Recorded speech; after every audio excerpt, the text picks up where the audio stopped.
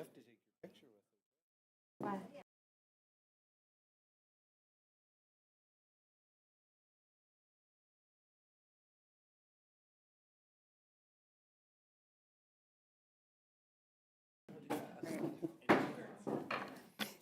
Going to call the Monday, October 13th, 2025 regular meeting of the Jersey Shore Area School District Board of School Directors to order. Can I have a roll call, please, Mr. Enders? Mr. Allen. Present. Mr. Brungard. Here. Calhoun. Here. Ms. Edwards. Here. Mr. McConnell. Here. Mrs. Peters. Here.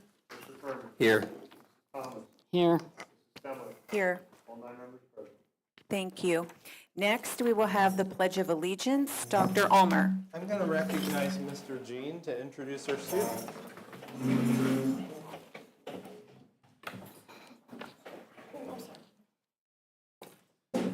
Good evening, Board. It gives me great pleasure to introduce one of our 5th grade students at Avis, and that's Allison Calhoun, if she can join us in the pledge.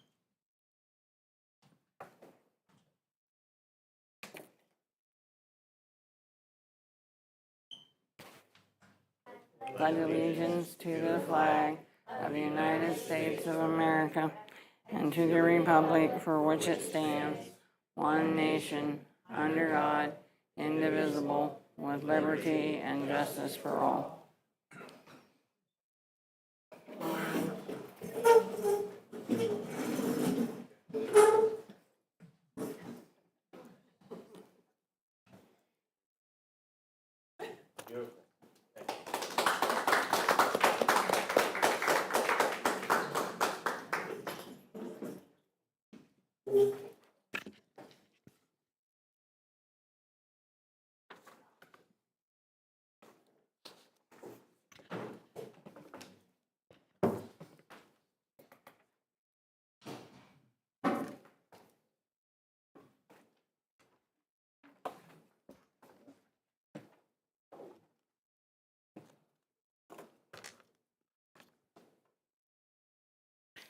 Next, we will move on to communications. Dr. Ulmer. Nothing under communications this evening. Okay.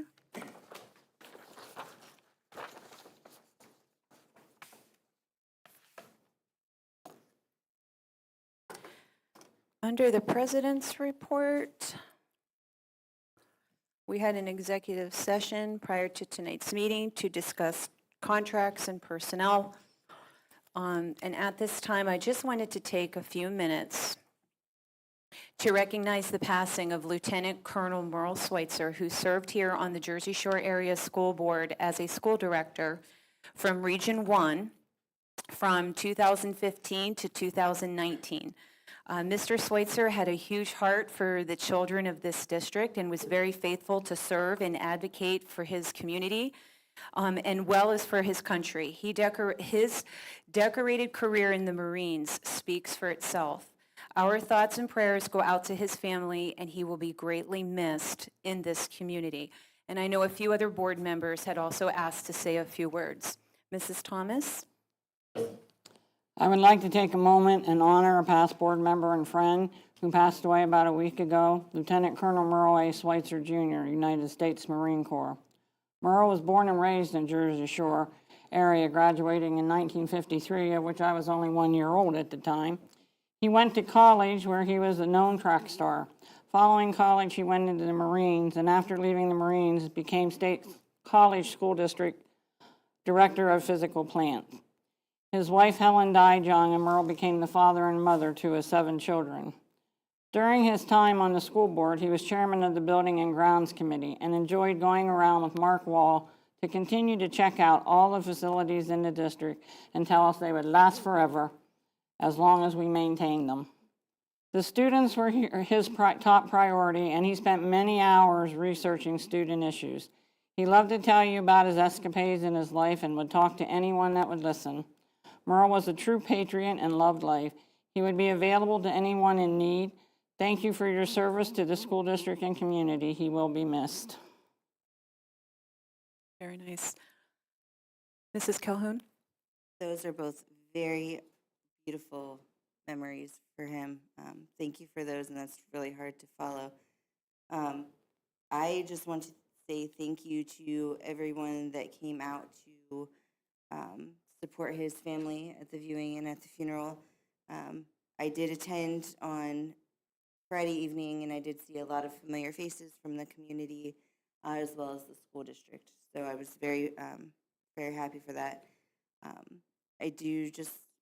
I will just end with he will be deeply missed. He was a great friend, a great mentor. Like you guys said, he cared about the children deeply in the community. His legacy will live on again at LHU with his scholarship funds for track and field. So I miss him. We're going to just have a moment of silence now.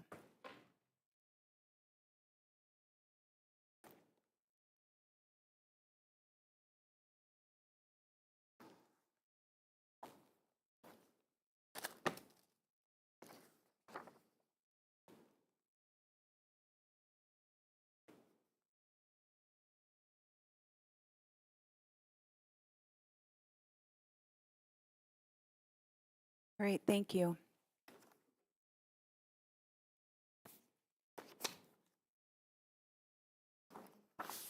Next, we're going to move on to the board representative and committee reports.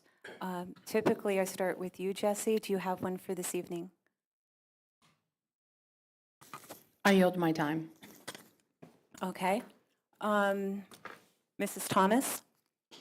Policies Committee, we had a meeting last week in which we had a hearing that has been taken care of, but we also worked on policy 702.1, which is staff memorials and honorariums, which we are in the process of making some adjustments and fine tuning. Hopefully that will be out soon. Okay, thank you. Mr. Brungard? I just say things, the Sal project up there, I think, had a report that Mr. Hollick has the outside boundary in position. He's now given the okay to go ahead and do the subdivision of the 4 parcels inside. And as you well know, I think we need an on-site septic system approved to get the subdivision. Middle school is basically the same as it was previously. Update on that. Questions?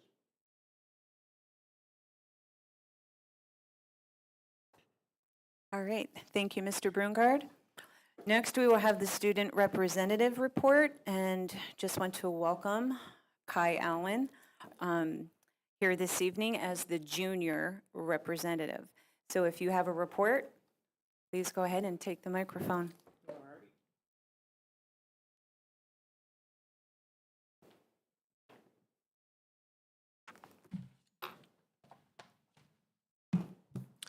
Alrighty, so in terms of sports, Carter Gurton won District 4 Boys Golf Championship. In addition to that, Kylie Shaw won the District 2 and 4 for Girls Championship. Those students I mentioned earlier both qualified for states, and tomorrow they will be playing at a sub-regional to see if they do officially qualify for states. Overall, the golf team did win the District 4 championship. In terms of the music and art department, things are running as normal, same for the business and history department. And in terms of clubs, all of our clubs are officially in full swing, with, I believe, Constitutional Convention being the last club to be now effectively running. That's all I have. Thank you. Thank you very much. Next, we will have the superintendent's report. Dr. Ulmer. Under my report tonight, you see a copy of an updated policy 209.2, diabetes management. This is coming to you with both PSBA legal edits as well as operational edits from your school nurses. When we get that type of policy from PSBA, it usually includes options, like depending on your internal procedures, pick this or this. So not only are there legal edits, but there's operational edits on there. We have 2 job descriptions on the agenda for your review that will be approved at a subsequent meeting. We already have both high school production coach and drama coach approved. We took those and made them into the middle school version, since you have those paid positions at the middle school as well. Tonight, I want to make sure, under my report, that the board hears an update about the state budget. Mr. Enders and I have had numerous conversations over the last few months about the state budget and the lack of a state budget. We are planning to come to the board at the next meeting with more of a formal presentation and conversation about where we go as a district without a state budget over the next few months. But I want you to know up front, before we get to that conversation, what has happened so far. The business office, under Mr. Enders' leadership, is tracking cash flow month by month. And he is coming to me every month and saying, this is where we are at. It's a very detailed tracking sheet that his office is keeping track of, both expenses and cash on hand. District administration across the district has discussed twice in our last 2 months of admin meetings where we are holding off spending on budgeted items to make sure that the cash we have on hand does go as far as we can get it to go. The entire district staff has received 2 emails from me over the last month indicating to them which items will be scrutinized in terms of purchases and or expenses that we typically incur, and how those will be handled and or denied going forward in the next few months without a state budget.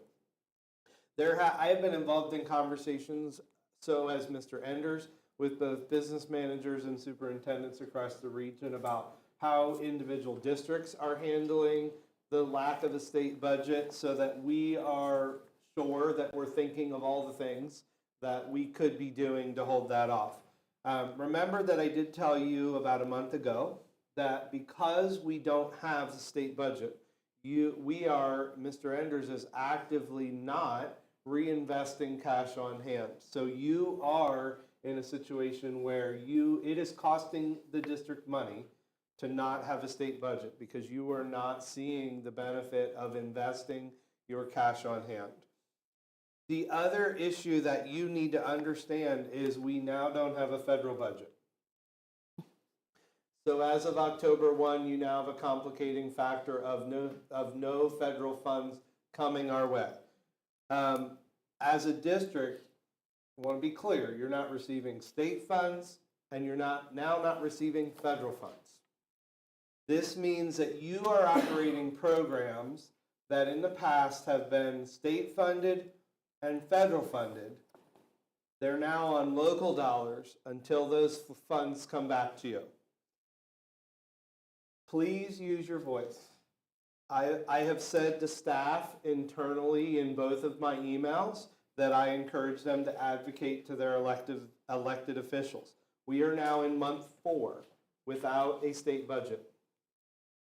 And I'm asking the board and the community to send that message. And I'll give you a simple example. You have 4 reading specialists in the district that are federal title funded to provide reading specialist services to children. Right now, we are paying their salary with local funds so those children receive services because the federal funds are not flowing.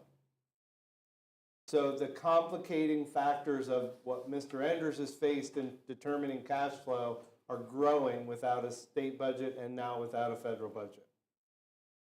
Thank you. That's my report. Do we know what the major holdup is, other than they're saying no? Big question. There is very little information coming out of Harrisburg, so I'd love to answer that, but I believe the simple answer is what was asked for is higher than what they're willing to approve. I guess I'll say it that way.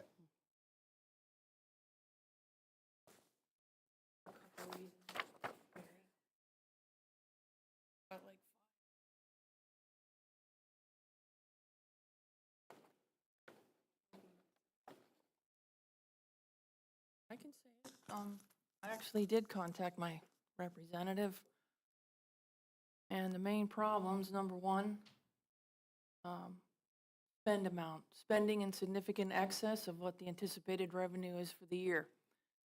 Number two, due to the spend amount being significantly more than we will bring in, the Independent Fiscal Office, the IFO, says we will run out of money in 2 years, which means massive tax increases. Number three, welfare spending.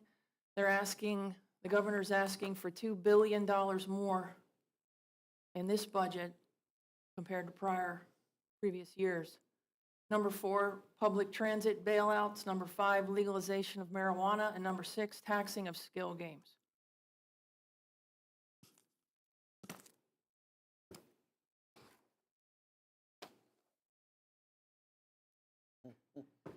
I guess that sums it up. Anybody else? Anybody have any comments or questions?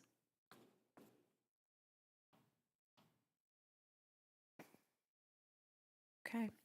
Thank you for that, Mrs. Peters. Next, we will move on to the courtesy of the floor, where I see no one has signed up for this section, so we will move on. There is nothing under unfinished business. So next, we will go to personnel, items to approve, A through K. May I have a motion, please? A motion. Second.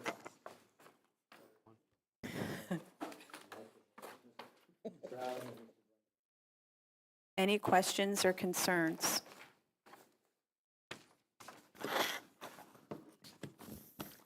Hearing none, all those in favor say aye. Aye. All those opposed? Aye.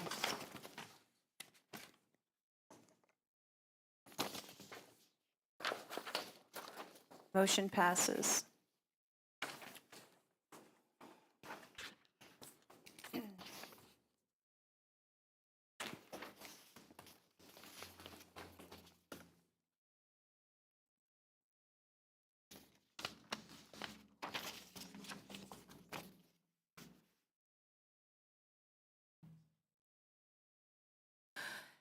And before we move on, under curriculum and instruction, I just wanted to recognize Beverly Murray for her 21 years of service here in the district, and we wish her all the best in her retirement.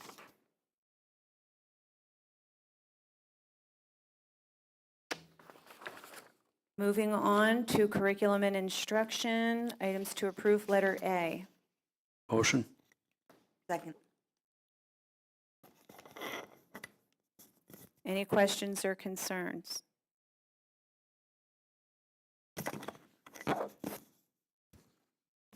Hearing none, all those in favor say aye. Aye. All those opposed? Motion passes. Under buildings and grounds, items to approve, letter A. May I have a motion, please?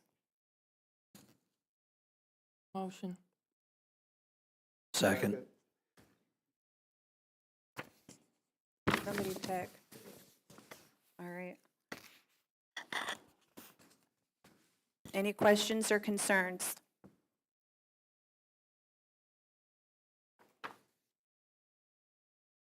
Hearing none, all those in favor say aye. Aye. All those opposed? Motion passes. Under finance, items to approve, A through I. May I have a motion, please? Motion. Second. Any questions or concerns? Where will letter C be located? Say that again. Letter C, the donation of the shed. It says from West Pharmaceutical for precision. Oh, so that's for like our precision. That's our Classy. precision machining course. Okay. And where will that be located? It's going to be, if you come into the high school and make the left at the stop sign, there is a building to your left that currently houses some of the supplies for CTE. It's going to be in that fenced-in area behind the building. Any other questions?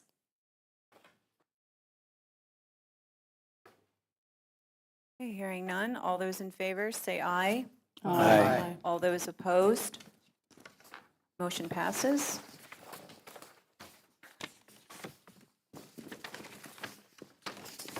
Moving on to miscellaneous items to approve, A through G. May I have a motion, please?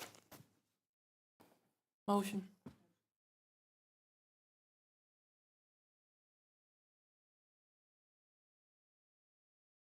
Any questions or concerns?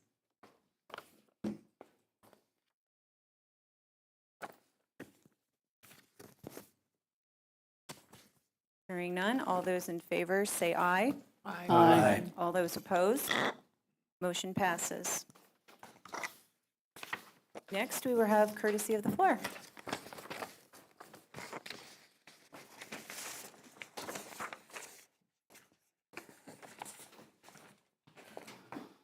Good evening, Board. Bob Pryor, Mifflin Township. Merle was a friend of mine. We didn't agree on everything, but we agreed on more than we disagreed on other things. And we used to like to talk about the military and the state of our military and our country overall. He was a very good patriot. God bless him and his family. One thing I'm noticing around the county when I talk to business owners, I don't know, I guess they call it Generation Z, they need to be educated on work ethics. There are places that had shut down for the day because enough employees didn't show up for work.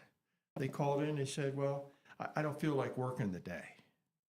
I mean, we wouldn't do that or we would have been fired on the spot. You've got to educate on work ethics. My parents raised me to have work ethics. I raised our family, our sons, to be work ethics, and they're very, very successful. I'm proud of them. But I think we've all seen that. You go to a restaurant and it's shut down, it's because half the workforce just decided to take off that day and party. We've got to change that in this country. As far as the budgets, the administration needs to get the message how no budget in Pennsylvania and the U.S. government affects the teachers as well. If the district cannot pay their salaries, all educators must continue to work without pay, if necessary. No more staying home and receiving back pay later. They did that during COVID-19, and that's one reason why our kids got behind. When I worked for the Commonwealth, we worked. And if we didn't get any pay, which happened a couple times, we still worked. It made it a little difficult, but we got our money, but we worked for that money. And I know during COVID-19, they were off for 2 months with pay. It just isn't fair to the taxpayers. We notice things like that. And I think in your contract, next contract, you got to put some language in there to take care of this situation. Because the taxpayers didn't start COVID-19, neither did the teachers. But they shouldn't have off and get paid later. Those days' laws should have been made up during the summertime. That wouldn't have been a problem. People already suffered through COVID.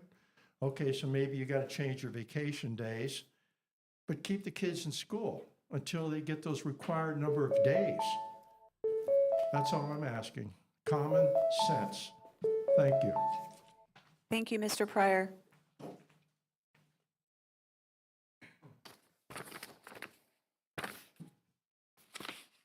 Anyone else? Okay. Well, then we're going to adjourn the meeting.